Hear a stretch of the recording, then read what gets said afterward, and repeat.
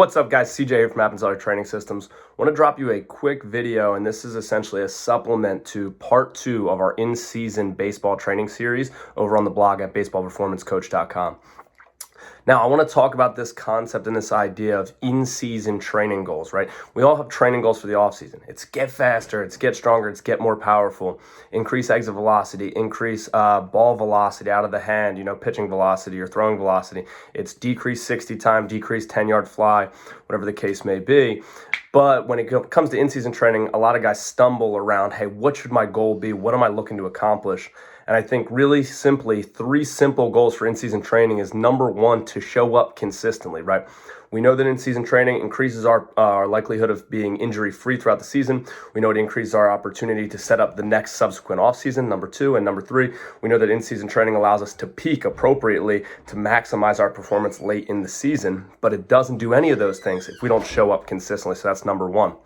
Number 2, stick to the plan. I know so often we get off track in terms of a rough day or a rough outing or a rough practice or a rough game, and we want to come into the gym and use the weight room, use the performance center as an opportunity to blow off steam, which is a great outlet. Unfortunately, if we get too far off program in terms of ego lifting or just maxing out to blow off steam or doing extra things that are relatively nervous system dominant or relatively nervous system heavy, then we're actually going to set ourselves up for subsequent training sessions poorly. We're actually going to put ourselves in a little bit too much of a fatigue state and mess with our stimulus adaptation recovery curve.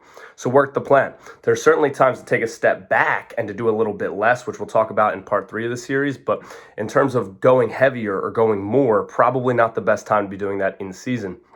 And then goal number 3 is going to be a little controversial, and this is really why I wanted to make the video, to be clear. If you're a novice athlete with a younger training age, meaning you've been training 2 or less years in an organized fashion consistently, then your goal actually should be to get stronger in the season, right? This is your opportunity to separate yourself from those guys who are not training in season. So take it, set the goal of hitting small PRs throughout the course of the season so that when you get to the showcase circuit later on in the year, you're ready to rock and roll.